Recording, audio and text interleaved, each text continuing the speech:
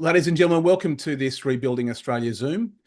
Today we have the pleasure of hearing from Linda Ford, who is a knowledgeable, purposeful, exceptional speaker and author, practitioner in the area of today's presentation. Let me give you a little bit of background on Linda. You're okay with that, Linda? Is that all right? Yep, thanks, Charles. All right. So today's presenter, ladies and gentlemen, is Linda Ford. For 37 years, she's worked across Queensland, South Australia and Victoria in local and state government and in business and community services, both paid and voluntary. Nearly 20 of those years she's spent in Logan City in Queensland. Throughout her career, she's embedded cultural diversity in policy, program design and business practices. For 25 years, she's actively practiced interculturalism, an intentional bringing together of people from different cultural, faith, language backgrounds. In 2007, she discovered this approach had a name, interculturalism. And since 2013, she's been consistent advocate for governments to adopt intercultural frameworks in their policies and strategies around the world.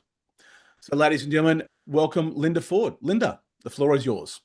Thank you so much, Charles, for the introduction and again for inviting me to speak at your Rebuilding Australia webinars. Charles is going to keep an eye on the chat for us today and we'll go through questions and comments at the end. First of all, I would like to acknowledge the traditional custodians of the land on which I'm privileged to live, work and play, the Wurundjeri, Woiwurrung and Bunurong peoples. And I pay my respects to elders past and present and extend that respect to all Aboriginal and Torres Strait Islander peoples joining us today. When we talk about connection, civility and resilience and belonging, we actually are standing with our First Nations peoples who have held those ideas for more than 65,000 years. There are parts of the webinar today that may be confronting and some of them are references to foul language, which I will not say, but you'll see it written up on the screen, and also scenarios that might upset some people. And that's, you know, I'm trying to keep it light, but incivility is what it is, unfortunately. So unfortunately, there will be a couple of slides to do with that. I'm just trying to move the screen. Why is that not working? Apologies. There we go. Just a little bit of a glitch. Okay, so today we're going to cover a few things. Firstly, how everyday incivility begins and then it spreads in communities and workplaces and schools and in other spatial situations. We're also looking at how kindness, curiosity and intercultural interactions will be the antidote for those. And then how councils, workplaces and residents can spark unity in their towns and how they can do that now. I want to begin today by asking you to think back to 2019. How often did you feel that you experienced incivility? Can I get you to put a number in the chat box, please, of whether it was 1 to 7 days or a fortnight, month, every couple of months? How often do you think that that occurred? And I'll get Charles just to read out some of those numbers for us.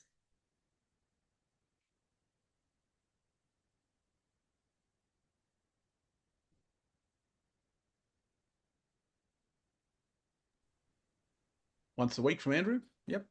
Yep. I think that's a good number, probably, at least once a week. Yep. Okay.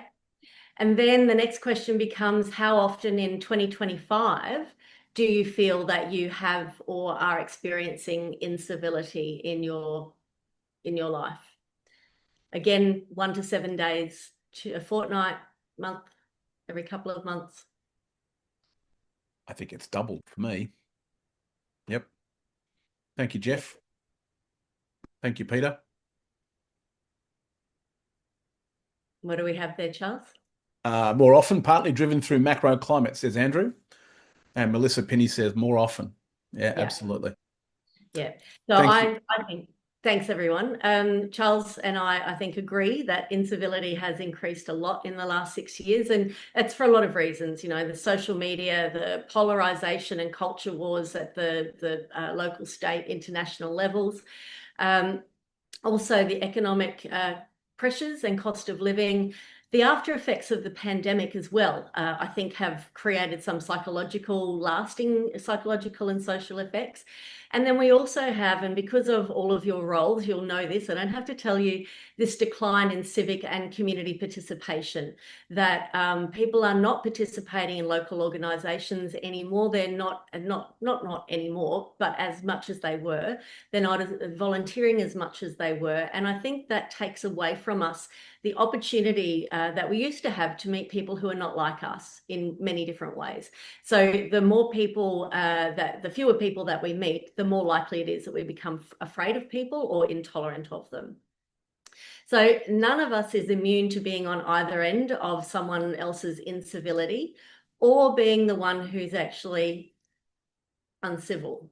So I just want to quickly, don't worry about putting this in the chat box, but I just want you to think about for a few seconds the last time somebody did something where you felt small, and it really may have just been an eye roll. It could have been somebody being a bit impatient with you, standing in a line. But what were the emotions that you felt? And then what did you do? And how did you feel about what you did or didn't do? Because part of incivility is actually self-reflection.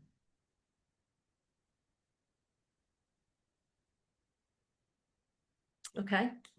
And then the flip side is that not only are we not immune to being on the other end of it, but we're also not immune to doing it ourselves to other people. And again, for all of those factors we talked about before, in social media, for example, and pandemic, etc., what did you do that might have made somebody feel small? And then how did you feel about doing that after the action itself?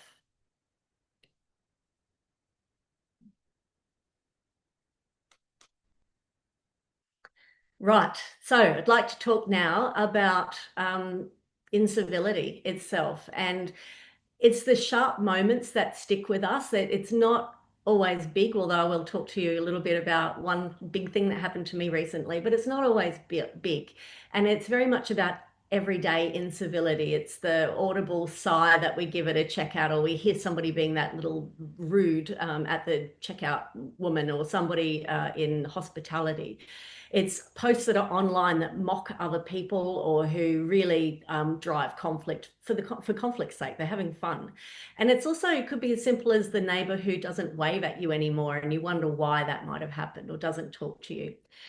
I'm not going to go through each of these in any great detail, and these are off the top of my head, so no doubt there are others. If you think of other forms of incivility, please put them into the chat box. When we talk about verbal incivility, we're talking about words and tone, and the impact of that, something as simple as that word or tone, is about eroding trust and confidence and a sense of safety in community, and often for us individually. Behavioural incivility is when we show disregard for other people and their dignity. And again, that can lead to people feeling unsafe in their own community. And it also weakens social cohesion in a community the more often it occurs. Digital incivility, we don't need to talk about that. Again, social media and the fun of conflict and trolling people. Is social incivility, which is the subtle ways that we make people feel invisible or unwelcome somewhere. And that could be as simple as not including somebody into your group. I was at a conference last week, for example, and just because I don't like being the person standing there looking around for someone to talk to me, every time I see that, I just say to someone, come into this group. And very quickly, they become part of the conversation, and we always learn something from them. And this happened to be a construction conference, and it was absolutely fascinating hearing about people's journeys to get into the positions that they were holding. So we want to make sure we're not marginalising individuals, families, and communities. This is the one that we as local government staff, elected members, state, federal governments can look at the way that we do things here, because we can be embedding or normalising disengagement and disadvantage if we don't think about how we practice within our government, within our governments, within our range of things that we do. Some of them are about forms, some of them are around not having access to professional interpreters, some of them might be posters that don't reflect the local community that are up throughout council or through libraries. So all of these things, again, start to normalise disengagement and disadvantage and separateness from the community by that government or community organisation. Environmental incivility is about the neglect or misuse of shared environments. And I think that it damages pride, that it is a problem for sharing spaces, and it might actually lead in many cases to a feeling of a community being unsafe. Sorry, even though it's not. Oops. Oh, that's right. Sorry. I just moved everyone around so that I could see a bit better.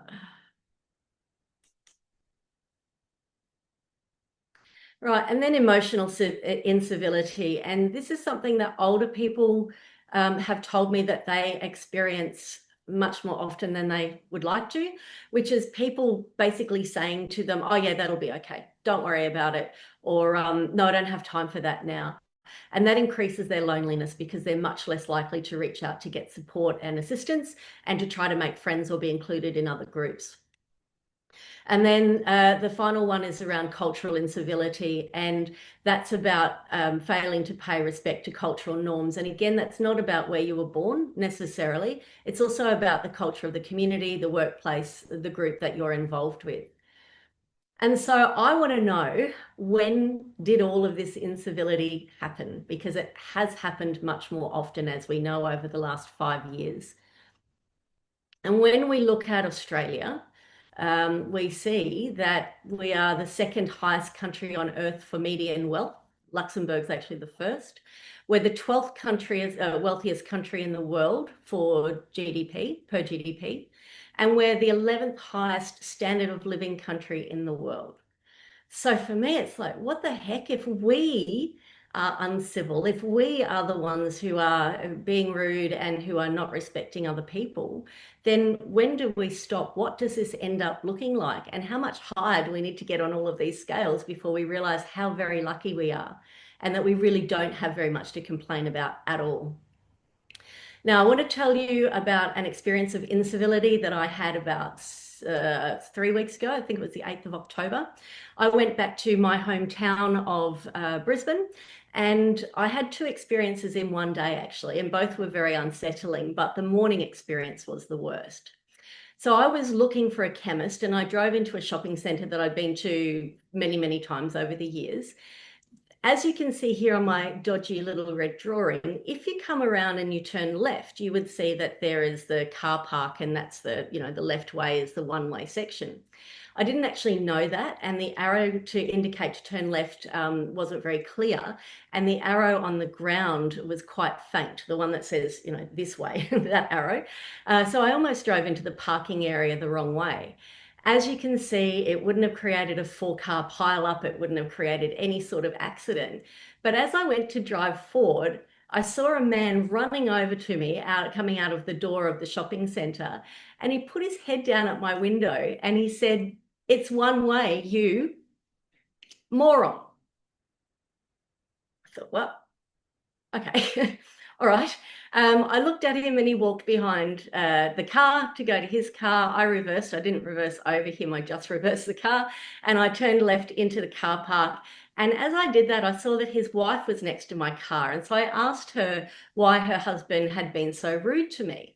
And she said, "You can, off you, stupid,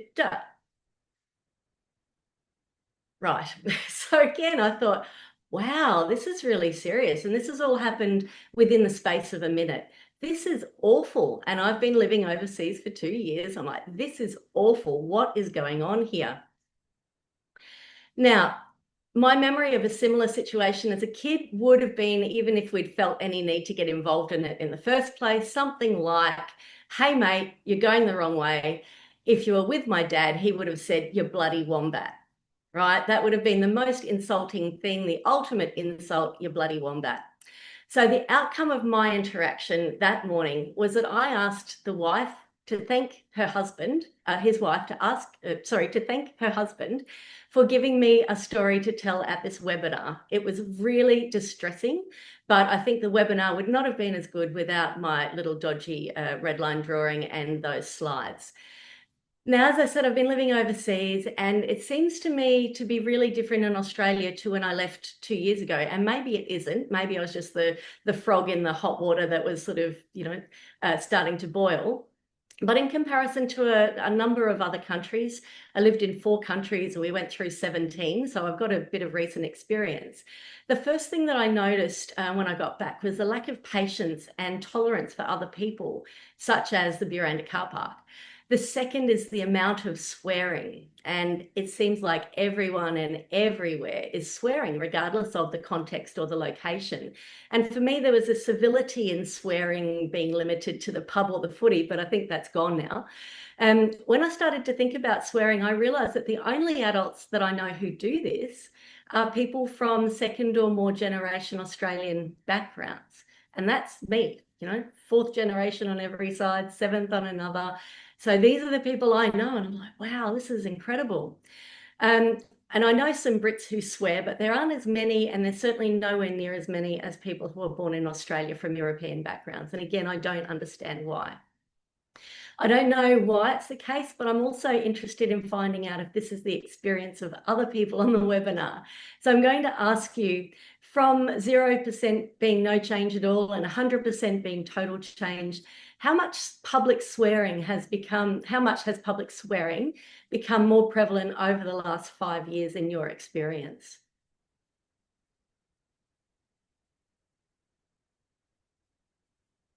Charles, do we have any responses there? Yeah, I said 50% more. Yeah. Yep. Okay. Definitely. Andrew says definitely. Yeah. And I know I'm doing it myself. Yes, that's the challenge, isn't it? Yes. Yeah. Yeah. Jocelyn says I'd agree. Alan Connolly says hi. Melissa says about 50%. Yep. Okay, so I think we're in agreement that it's become more prevalent, but also the places where it's happening is also more unusual. And those places, sorry, are not usually appropriate. Sorry. Very true.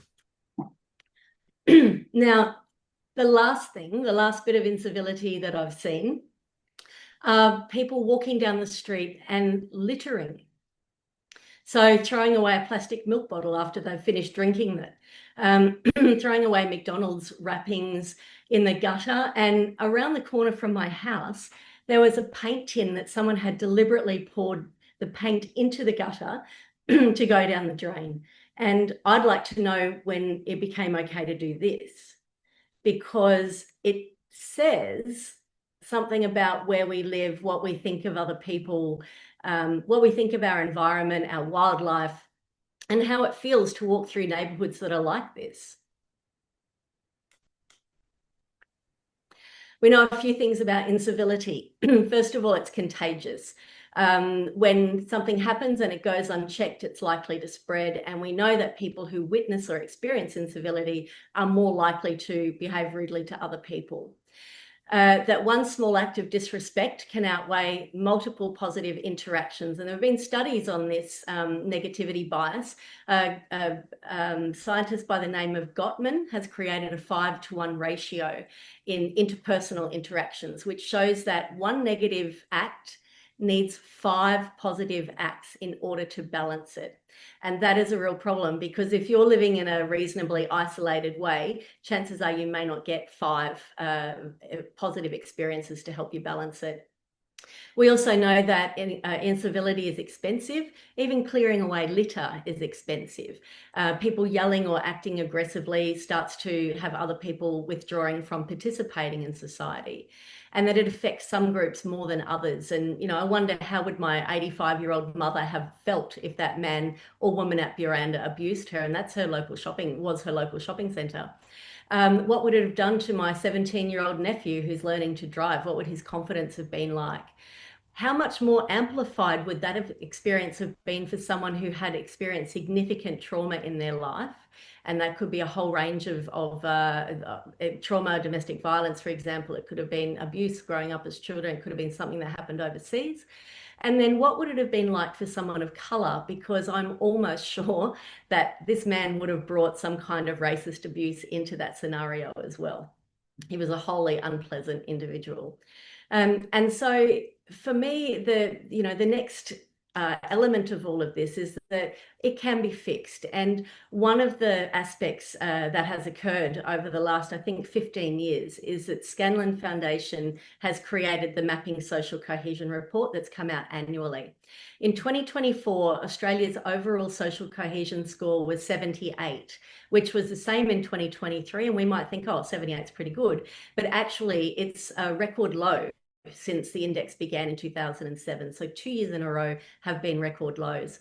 The other metrics that they used showed some mixed results, such as a decline in the sense of belonging, a slight increase in neighbourhood trust, but that there were ongoing challenges with financial dissatisfaction and discrimination. So communities fracture not through big explosions like the guy that I met in the car park. That certainly affected my sense of self and my sense of safety that day. But communities fracture through small daily acts of incivility that chip away at trust and sense of belonging. It erodes it erodes through those small things, such as sarcasm in a meeting. We've all been there. An impatient comment at a counter at Woolworths, an online post by somebody who's trying to do the right thing and is mocked or abused, an assumption that someone whose first language isn't English and that they must not understand, they might be, stupid and have to be yelled at in order to get the message across. Each of these moments build a culture of caution, and people start to avoid conversations. Stereotypes about others harden, and then we start to shrink our empathy because, again, we're not knowing as many people, we're not understanding them, we're not thinking about their lives and what they bring to our community.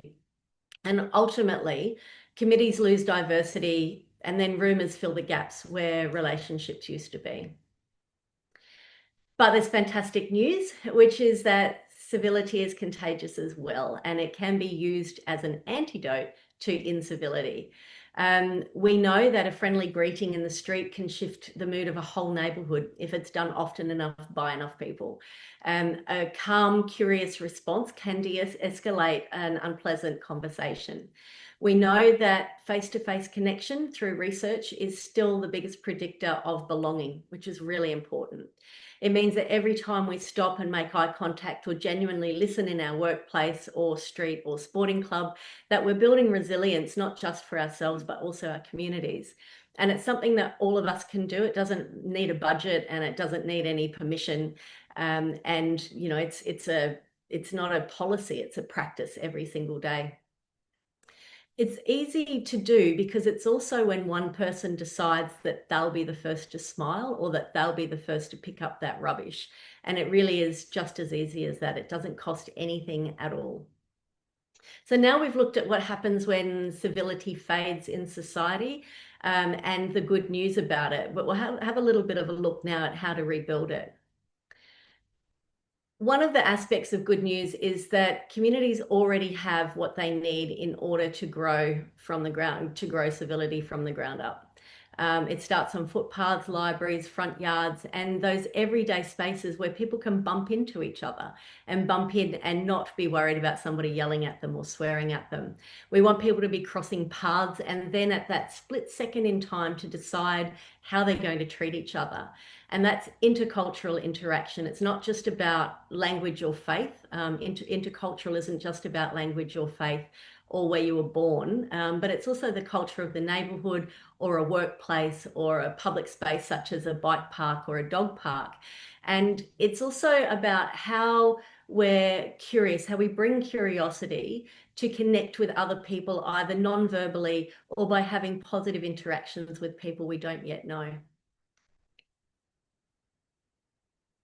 So we know that moments of small actions can have big impacts. And one of those moments is that one about microaggression or micro incivility. But I also like to talk about micro kindness and the actions that remind each of us that we actually matter to ourselves and to other people and to our broader community. Psychologists tell us that positive emotion doesn't spread as quickly as negativity, but it does last longer if we can get it right. So one pleasant exchange can set the tone for an entire day. And if you've been on the receiving end of incivility, it can make you feel like if you've been on the receiving end of civility, it can make you feel like you actually belong there, which is so important. We recently ran a program that we've created called People Are Stories, and it's an intercultural methodology that we run in libraries or community centres. We ran one about 2 weeks ago in a library over at Footscray, not very far from where I live, and we had 5 storytellers who had 2 people in each of their little circle who didn't know each other and they didn't know them.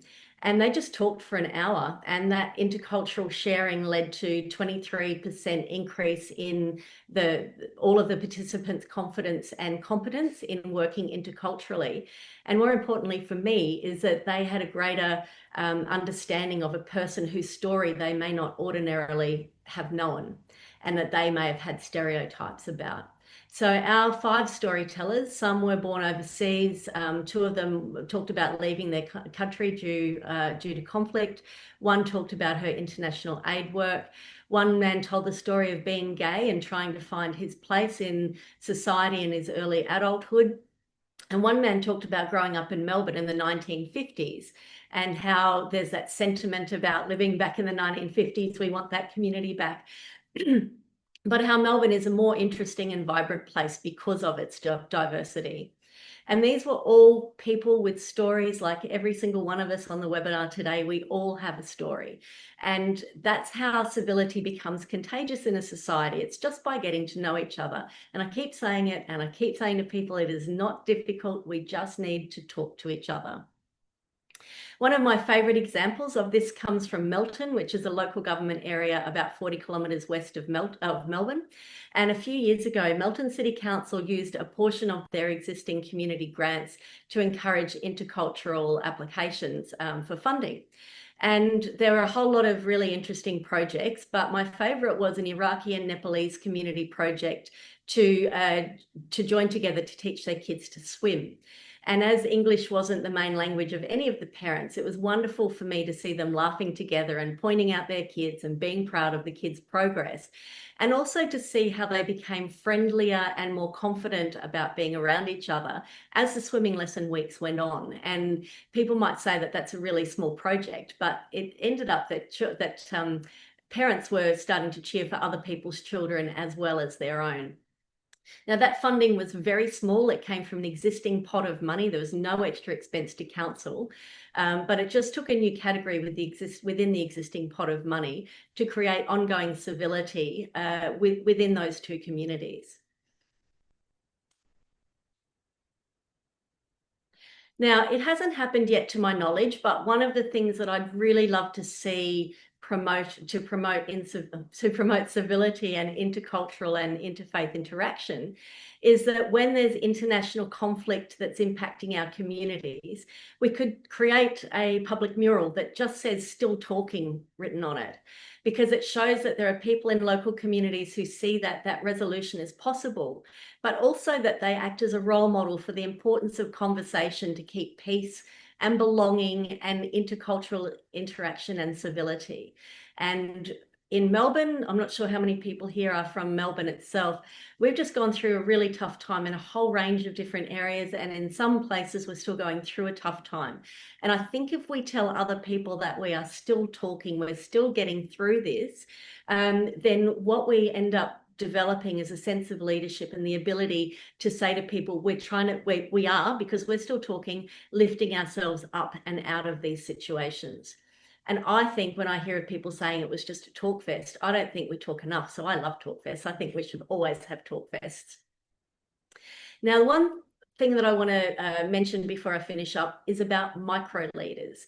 And they're the coaches who make sure that every child gets to play at least a part of a game. The childcare educators who make sure that children's colour or faith is reflected in the books that all children are reading. The youth worker who helps a gay young person navigate the personal issues that they might be experiencing, or the boss who thanks staff at the end of every day. And we know through this People Are Stories methodology that we have that our storytellers have a commitment to increasing intercultural understanding. And it's that leads to a greater sense of belonging and civility. They put themselves at risk, but they've got that commitment to make sure that people are talking and hearing each other. And as I said before, it's also about the faith leaders who decide to model civil, inclusive and cohesive behaviour through things like still talking. I'll wrap up now because I know that we're starting to finish up. I'm starting to run out of time, but I want to say that I know that we all know that in 2025, Australian society and our neighbourhoods are fragile. We've all understood that. We've all talked about that through putting numbers up to my slides earlier. Many people are feeling overwhelmed and isolated, and they're feeling unheard in their communities. But we know that every small act of civility, every small act of incivility causes the problem. Every small act of civility fixes the problem. And we can do this by greeting someone every time we see them. We can talk and listen to them, because that's the kind of investment that we're wanting for Australia. We can ask the name of our neighbours if they're new and we don't know them. We can also stop, which I try to do all the time when I'm in Melbourne in particular, is to stop and help someone who's lost, because I've had so much experience of that lately that I always thought it was a really kind thing to do. We know also that stories fade the stereotypes that we might have about other people, and that when we hear and understand what someone's overcome, we actually develop empathy, and we understand, and we develop empathy and understand about the fact that there might be other people walking down the street or in our personal network who have experienced something similar. We don't have to fix the world, and actually we can't do that, but I think we just have to fix the tone that we bring to our own neighbourhood and our own postcode. There are so many ways that we can do this, and I know there was a question before about how we might be able to do this at the local level. I've just talked about a whole lot of those things, but one of the ideas that I had the other day is a local cafe, for example, being able to put up a chalkboard or something out the front where neighbours can write thank you to each other, or the local IGA or whatever it is. People can actually shout out the good things that are happening in their community. Similarly, they might want to put something on Facebook. So it could be a thank you to the person who brought in their rubbish bins, or to say thank you to someone who helped fix their bike, or who helped to pull something down off the shelf at a supermarket. It's those sort of things, and that in that public way, that we are saying to people, we notice really good things around here, and we're very grateful to live in this community. And I think that once people realise that kindness gets noticed, they start to do more of it themselves. So I think also, as we finish up, that sustaining civility isn't about everyone agreeing, and in fact, disagreement is essential to a healthy society. We cannot ask people to not say what they want to say sometimes. What we want to do, though, is to understand that the way that we handle it is determining whether or not we grow stronger, or whether or not our society fractures. When you look at it closely, civility isn't soft. It's actually really radical, because it refuses to let rudeness and impatience set the tone for my day and your day and our community's day. And I think that's probably one of the most powerful things that we can be doing in communities right now. I want also to come back to something simple, that civility is about persistence. We have to choose again and again and again to meet people with respect. And that's us, because people may not do that to us, but we have to make those choices.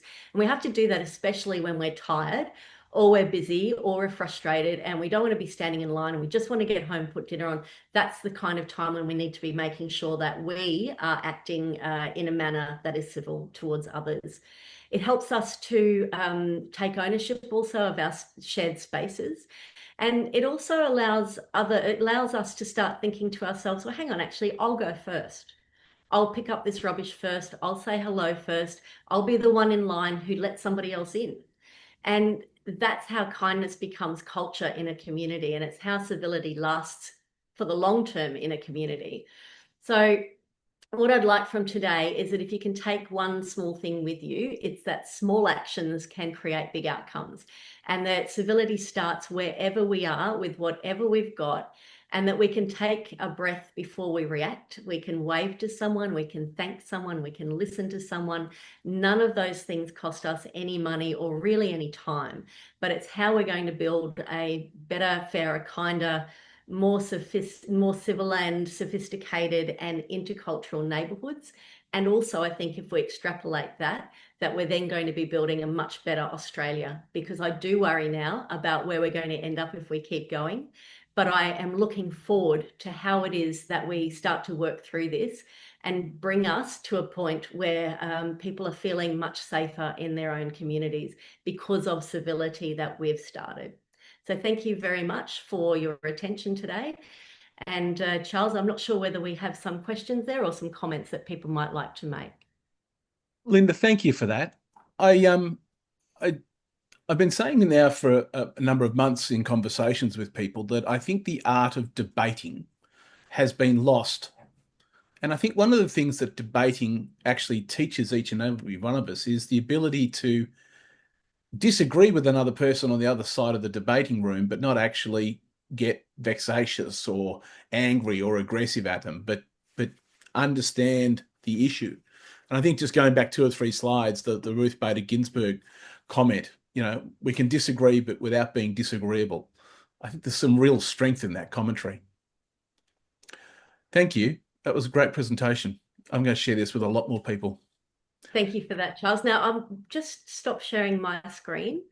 Sure. And hopefully that's worked. So Jeff had a question, and that was, if the man had been nearly run over before in the car park, was that any defense? Thank you, Jeff. No. I don't actually think it didn't is. nearly run him over. Jeff, he came running out of the shop. He was walking out of the doors, so he was not even near the road. He decided he was going to run over at me. So no, I nearly didn't. I didn't nearly run him over, although I did think about it when I was reversing. I'm kidding. We probably have a situation in Hay where people come to town and they don't know how to reverse park, and you've got to suggest politely that perhaps they should do it the other way so they don't get fined. But it is a bit of a discussion point. But yeah, on that case, yes, you wonder what got under his skin to spark him up, sort of thing. But nothing. Yeah. But it's who he is, it's who his wife is, and we're always going to meet people like that, unfortunately. But he could have said something like, "You're going the wrong way, you wombat." That could have been a nice way of telling me that. Very true. Very true. If anybody's got any questions they'd like to ask them, or if you want to come off mute, Alan, you've popped up there. I'm sure you've got a fantastic question for Linda. You're always got some good ones. Is there a question you've got for her? Thank you, Charles. Great presentation, Linda, and wholeheartedly agree. We hold what we call Community Cafe, which is just having to facilitate neighbours getting to know their neighbours. It's a strange scenario to be in a place like Perth, but no, thank you for the presentation. It's a lot of insightful information there, and I'll certainly be following up as we take a trajectory. I don't know if you've come across a civic wealth creation and about how we go back to community getting more involved in owning and the outcomes in their community. And maybe if we came together as a collective and discussed the fact that there's a lot of this insightful language happening, then maybe we could call it out as a group rather than as an individual. Yeah, I agree. And I have heard about that recently, Alan, and I've been doing some reading about it, but there are conversations, particularly in local governments in Victoria, about community wealth. So I think it's something people are starting to talk about. Fantastic. Andrew's got a question here. Is there a role for public health style campaigns to help reinforce kindness norms as part of the mix?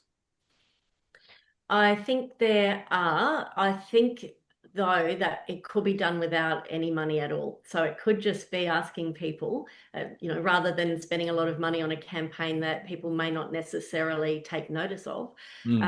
It could be about just getting together a group of volunteers and having conversations with them about what sort of things could we do to create more kindness and more civility in our community.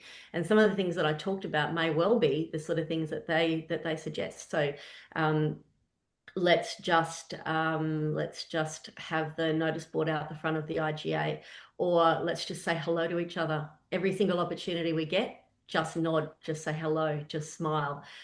So yes, I think there is a place for that. I think you could bring it back to the first stages of it and just get that civility to normalise in the community. And from that point, then maybe you can do some more campaigning along the way. But I'd just bring it back to that to start with. Yeah. I wonder if there's and it's almost a non-government sort of position. I wonder whether across the sporting codes and across the arts, there are enough influencers who would put their name to a campaign that could be socially funded by some high net worth Australians who actually truly value a civil society, as to whether or not there could be a campaign created around that.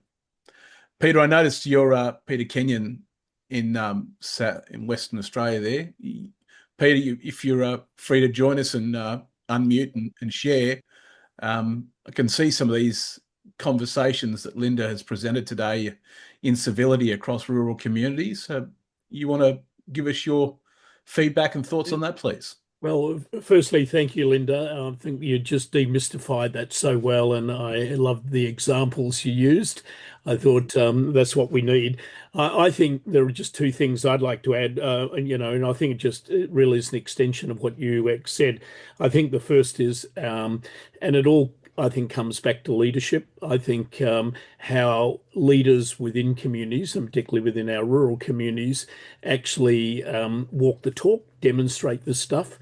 How do we make people feel more appreciated, more valued in terms of what we did, what we do, and just often actually, deliberately remembering to try to do this, to thank people. I just don't think we thank people enough in terms of how we do it. And I think really the most critical role, I think, of a leader is to make everybody feel a somebody, and how we might go about that. I have a little thing I love to do when I get incredible customer service in cafes, and it's usually in 80% of cases, not 20%. I think we've got incredible customer service. I'll often say to people, "Can I give you some feedback?" And immediately their face drops, because the word feedback immediately means criticism. And I say, "I want to tell you, this is the best customer service I've actually had for a long, long time. You are amazing." I did that the other day in a cafe, and the young girl then cartwheeled back to the counter to say to all of her mates, "Do you know what he just told me? I was out," she was just shocked that people would actually use that. And I thought, you know what? I do that all the time, and I can tell you 90% of cases, it makes their day. The number of people who will say to me, "You know what? You've made my day. That's the best thing I've heard all week." And yet, what did it cost me? It cost me nothing. I had a bit of fun in terms of actually doing it. I think the other thing that we've got to get back to in leadership, and particularly at local government levels and whatever, is begin to see that, again, one of our critical roles is to host conversations between people. Get what you said, getting those people who don't normally come together. And I think, without doubt, hosting conversations is probably the most critical thing that any leaders can actually do. And I think, again, there are so many little things, fostering street parties, finding simple ways that actually bring kind of like people together. And above all, I think beginning to discover, I think the most incredible thing about asset mapping is that everyone cares about something. Everyone is special. Everyone has something. And how, again, we actually bring that to the forefront in what we actually do in local government. I think we've got to get away from this thing that our role is to do things to and for people. Our role is to do things with people, but above all, open the space of and by the people. And the more that we can discover what people have to contribute, and we invite participation and whatever. And I see that over and over with, ethnic migrant communities, when you actually invite people to take a role, stand up, do something that they valued, share something they know about, kind of like demonstrate how to cook something. Their whole sense of value within community just changes dramatically. And I suppose it's about getting back to the basics for me, and how we actually build that in a lot more than we actually are at the present time. I think we're just spending so much time behind a computer designing things for people and whatever. We just need to see that our role as leaders is to foster relationships, bring the best out of people, make everybody feel somebody. And if we can just get back to some of those ways we could do that, I think that would be a great way forward. Excellent. Thank you, Peter. Linda, any feedback for Peter? There's a lot. So there's a lot of things I've been writing down here. I mean, one of them, if you get a chance and you don't already know about it, is something called asset-based community development, which Peter has been doing for, I won't say 1,000 years, Peter, but for all of the time that I've known about you. And so that's a really worthwhile methodology to look at. And if you just Google asset-based community development, you'll find a whole lot of their resources and tools actually on the website. And again, it's a way of being able to bring civility back into conversations. And as Peter said, it's not about doing things for people, it's doing it with them, or starting something off and then stepping back and letting them do it for themselves. So it's a really, there are a lot of different tools, really interesting process. I also, one of the things that I was thinking about, but I didn't end up putting in, is how easy it would be at schools, for example, for teachers every morning to wish students in their class happy birthday if they don't do that already. Or if there are assemblies every day at school wishing children happy birthday, so that those kids during the day then can have conversations with each other because they're sharing a birthday, or people can wish them happy birthday. So again, these things don't need to cost any money whatsoever. I want to come back to Andrew's discussion about the role of public health, which is that I do think that there's a role, particularly for something like environmental, what I see as being environmental incivility, which is Keep Australia Beautiful. I grew up with that campaign when I was a kid. Or it might have even been South Australia when I grew up in South Australia. Keep South Australia Beautiful. And it was a real campaign to make sure that, kids picked up litter on their way to school, or that if we were at a sporting club, no one dropped anything. You didn't leave a can of Coke. You certainly didn't throw a plastic bottle away when you were walking down the street. So maybe something like that, again, from that public health perspective, because also litter is unpleasant and it infects waterways and it does all of those other things. So that may well be some kind of relationship between an environmental campaign and a public health campaign, for example. And then there's one more that I see down here from Jocelyn and also from Andrew. And I wanted to sound pretty proud of myself actually about random acts of kindness, which is in 1998, I was reading or 1997, I was reading something that came out of America well and truly before the internet. And I heard about this Random Acts of Kindness Day. And at the time I was living in Beenleigh, which is a community in between Brisbane and the Gold Coast. And I knew that the 17th of February was RAOK Day, as they used to call it. And so I asked them to send me over all of the materials that we could use here. And it was the first Random Acts of Kindness Day in Australia, and that was 17th of February 1998. And we were able to get the Rotary Club involved. They were fantastic. We were able to get the Beenleigh Rum Distillery involved as a venue to be able to have activities. We had a little fete kind of thing on the weekend of the 17th of February. So I really would recommend that that's one way of doing it too. And I don't mean a festival, I mean at a neighbourhood level. What are the things? And then get people to write on Facebook, what's someone done that's really kind for you this week? Because it's hard to troll somebody if you're writing down what someone has done for you that's kind this week. So that might be one of the things, and I am very proud now. I don't know how many years ago 98 is, but a long time, but to have been involved in that and from the very beginning. And then I know there was a committee that formed after that, et cetera, et cetera. So it's really nice that we're still talking about it all these years later. And then the only other thing that I wanted to talk about was, Peter, remembering something that you talked about at your presentation a few weeks ago, Peter said, that was having only 4 people at a table for a conversation. And I can't believe at my age and all of these years of experience, I never thought to only ever have 4 people at a table. You know, like, of course it's happened before and it's the way it's worked out, but it's never occurred to me to make sure that I only ever have 4 people at a table, because that's where conversation gets to happen across, and it's the number of people for that intimate kind of conversation. So Peter, thank you for that. That's really changed a whole lot of the way that I'll be practicing in future as well. Excellent. Thank you, Linda. Yes, in fact, this morning, a friend of mine shared with me a text message, and she said, this reminds me of you. It was about a gentleman in Italy who runs an Italian restaurant, and he closes every Tuesday, but he noticed that his community was becoming more and more insular. So he decided that he would knock on the door of everybody who lived around his restaurant on Tuesdays and invite them for dinner. And so he put on the dinner in his restaurant free of charge for the community. And to the point that it's literally a sellout process. And people are out in the street and they're eating and drinking and celebrating on a Tuesday night. And all these people who never knew each other have come out of the woodwork to be part of his community around his restaurant, yet they've lived there. People who lived in the building next door upstairs and whatever, just coming together as a community, I think is fantastic.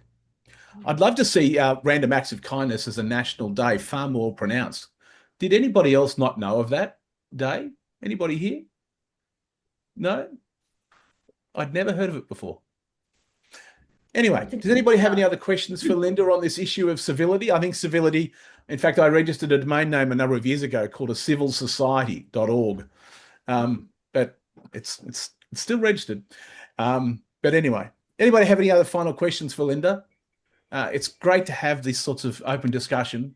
And please, after you've got the video of this presentation today, please share it around. Linda, can we get a copy of the slides to share with the video?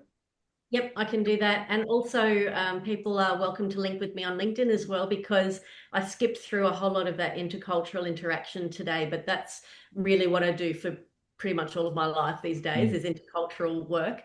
Interculturalism is about bringing together people who are born overseas, people born in Australia, particularly from 3rd or more generations, and also First Nations people, so that we're not just talking about multicultural or First Nations, we're actually bringing people together to create relationships. So I didn't put that in the slides, but I will put that in the next one. And all of the stuff I've ever written about interculturalism, well, not that I've ever written, but a whole lot of it is on the LinkedIn pages as well. Excellent. I'll also share with each of you some links to the items that Linda mentioned during the presentation, so you can download the relevant reports from other parties as well.